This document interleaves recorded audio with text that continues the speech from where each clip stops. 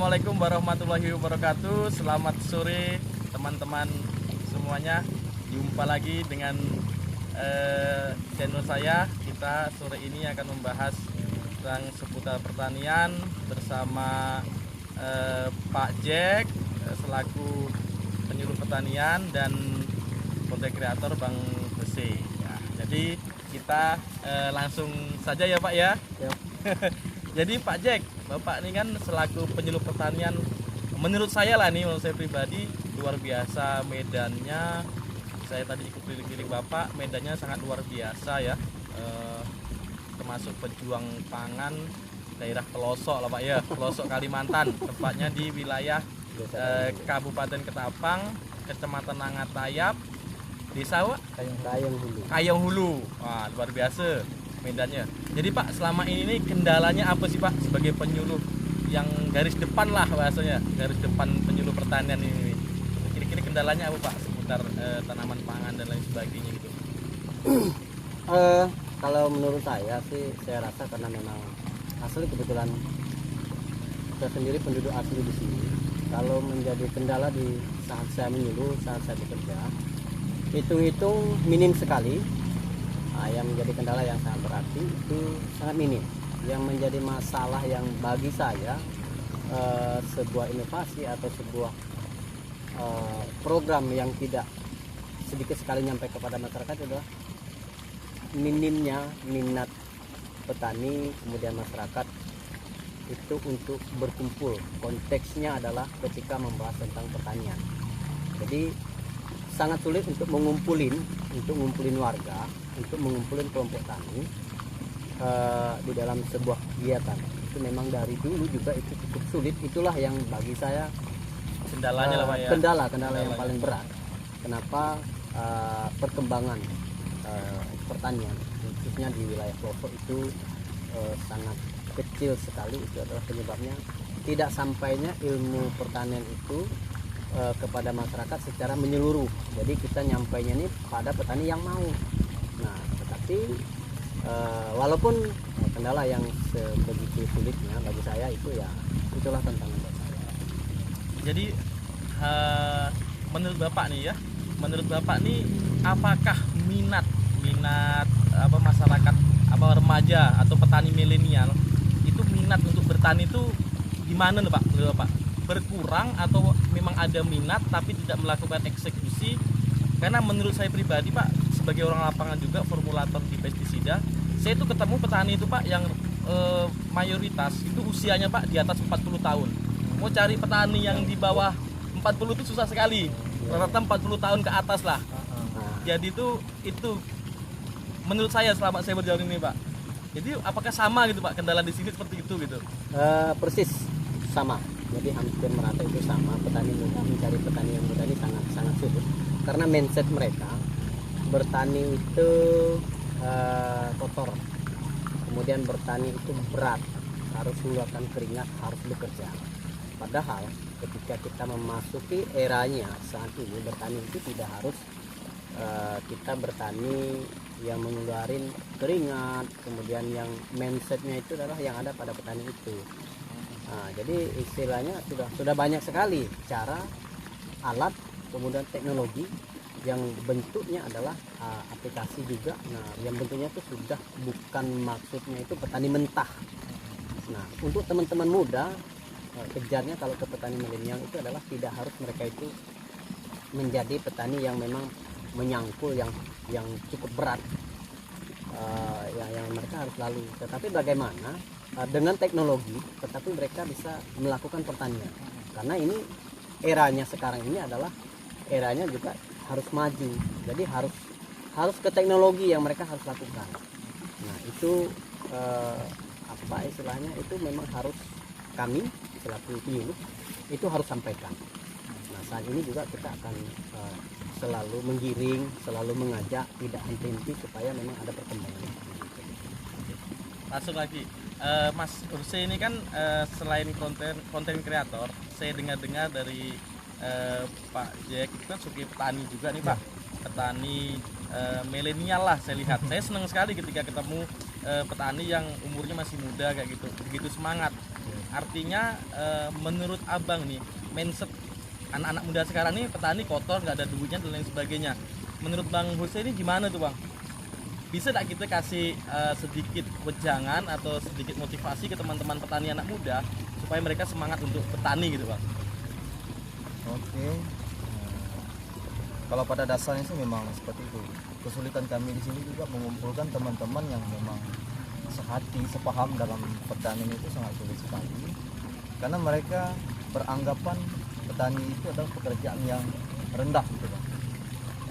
Jadi ada pun lulusan-lulusan yang memang lulusan baiklah dari sarjana maupun yang dari lulusan SMK sendiri, yang memang orang dari jurusan pertanian saja tidak mau berkebun kan, seperti itu kan aneh. Kenapa dia mengambil jurusan itu kalau memang dia tidak mau jadi petani kan? Setuju. Berarti itu kendalanya. Jadi saya bukan mau puncak Bang. Saya banyak sekali Bang teman-teman saya itu lulusan sarjana pertanian dan lain sebagainya, itu malah bekerja di bidang perbankan. Jadi di luar ilmu dia. Setuju. Kadang merasa lucu gitu kan. Regenerasi kita bisa putus loh Pak. Sedangkan di luar negeri itu anak muda bertani itu menjadi tren. Yang kita ini memang dibesarkan dari petani. Saya anak petani Bang. Saya anak petani, dibesarkan dari petani, nanam padi, nanam apalah, jagung dan sebagainya. Orang tua saya itu tuh dibesarkan pakai duit dari petani gitu. Sedangkan anak muda sekarang itu malu gitu untuk petani, ribet lah dan sebagainya gitu kan. Gitu loh.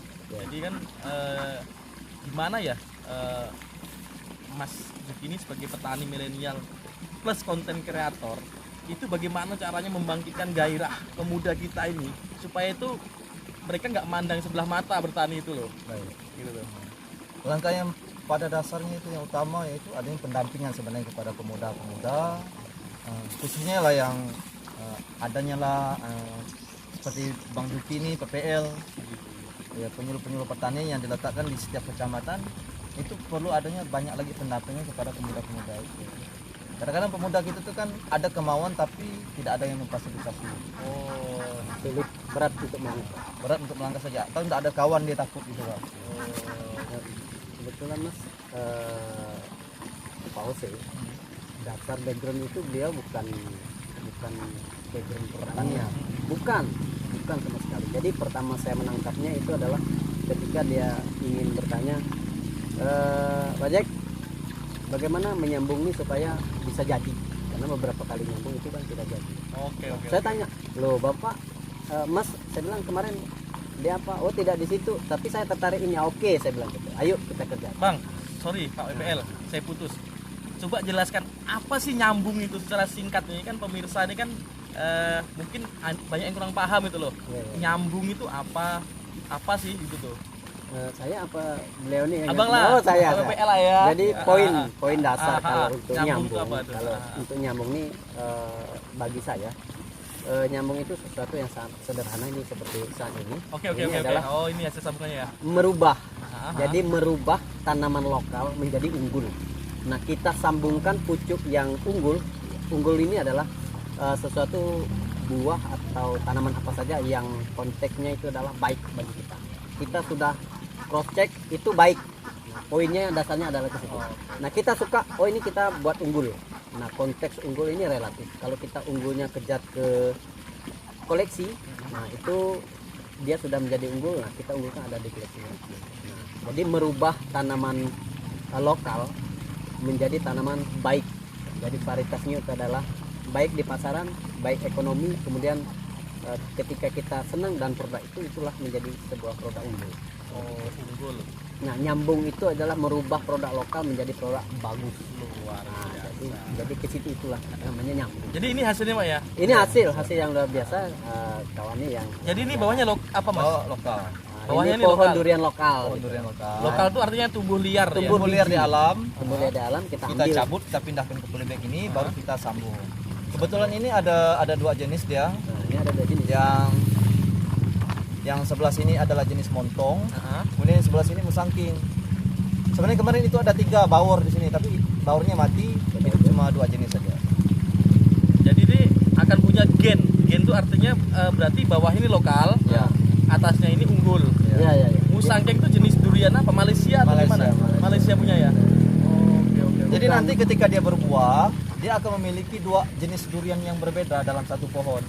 Ya, jadi dia bukan gen mas, Nah, dia varietas. varietas. Nah, varietas dari varietas Musangking dengan varietas Montong. Montong. Nah, sementara di bawah ini lokal yang kita buat, kita juga misalnya kemarin ngecek ini lokal, bawahnya itu pohon yang cukup kuat. Jadi memang pohon asli di sini. Jadi begitu. Kalau untuk produk nyambung ini, Luar biasa. Berarti ini hasil varietas yang di bawahnya lokal, di atasnya unggul. yang yaitu kita sudah tahu. sudah tahu Jenis, pasti panennya lah ya. ya. Pasti panen dan sebagainya. Jadi ini merubah. Ini salah satu teknologi penemuan juga Pak ya. Bahasanya Jadi merubah, dari seperti ini Pak Muklis, ya. dia kalau batang bawah sebesar ini dia bisa berbuah di usia 3 tahun. 3 tahun dari Iya. mulai sekarang. Iya, Iya. dari sekarang. Di dalam polybag atau di lahan? Nanti kita pindahkan ke polybag, ke relatif. lahan. Ke lahan ya? Iya. Relatif sih. Kalau saat ini kita juga apa istilahnya udah banyak apa nutrisi, sudah banyak semacam pupuk yang memang kita oprek. Ini tergantung di kita. Apakah kita ini mau menjadikan dia ini langsung di lahan boleh, di pot atau polybag, Mau potnya besar. pot yang besar juga boleh. Nah, dengan konteksnya adalah kita kalau mau di pot buahnya ya tidak bisa banyak karena kebatasan Terbatas. media ya, kayak gitu. Tapi kalau memang kita mau buahkan yang banyak ya otomatis pasti harus ditanam di lahan yang memang sudah kita siapkan. Seperti itu. Oke, asik banget perbincangannya. Asik banget, nanti kita buat lagi lah ya perbincangannya lebih panjang. Terima kasih kepada Pak PPL, Pak Jack dan Bang Ose sebagai content creator dan petani milenial, terus memotivasi para pemuda-pemuda di sini supaya lebih giat